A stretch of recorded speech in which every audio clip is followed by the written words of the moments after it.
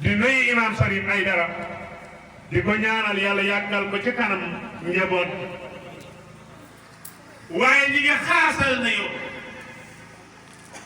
daayira bi nga xam ne ñoo taxawu bés bii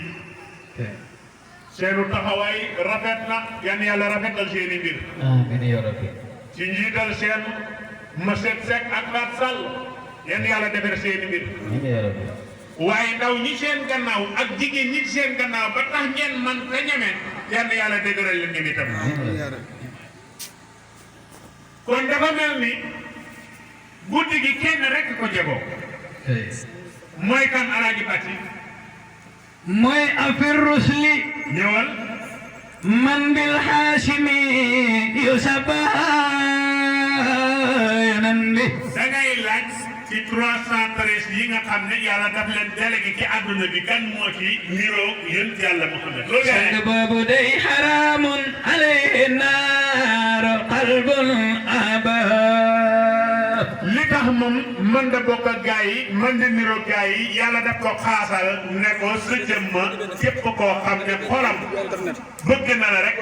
jëmmam araam na safara mooy rasulun karimun mooy yeneen te bu tedd ma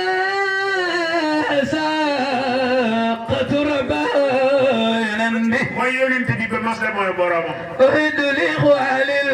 qiyaamati rabayanandi wallahi boo rombe rasulillahi sallallahu alayhi wa sallam koo ma tuddee ci yeneen te yi مولاي بحسبي فلي منه ملاس وملجأ ma ne def na boromam loo xam ne nii ëllëg danañ ko ko laaj lu tax nga def ko نجل مكال moom rek la على كل فن wallahi mos ñëwal فدل الله فنه ينمي yàlla dafa jël lépp jox ko yéen yàlla Muhammad بأن فرد الدين القويم وسنه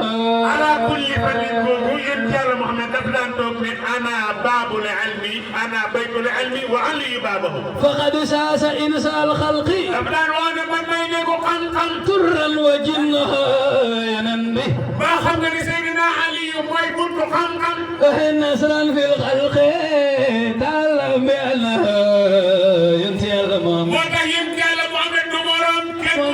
du moom rasulillah موضوعك أحمد لم ينسى ولا هو ينسى li ma leen bëgg a wax mooy daaw bu ñu fàttali ko ñëwoon naa leen bi nga xam ne yéen yàlla Muhammad commencé na woote ñaata nit ñu gëmoon yéen yàlla Muhammad ma jóge koo fa dem nañ fi dëkk bi ñuy wax sant Maodo Diop tàmbali leen fa gàddaay tàmbali leen fa ràññaanu yéen yàlla Muhammad ñu jóge fa dem dëkk bi ñuy wax Jagle waaw àggali fa ràññaanu yéen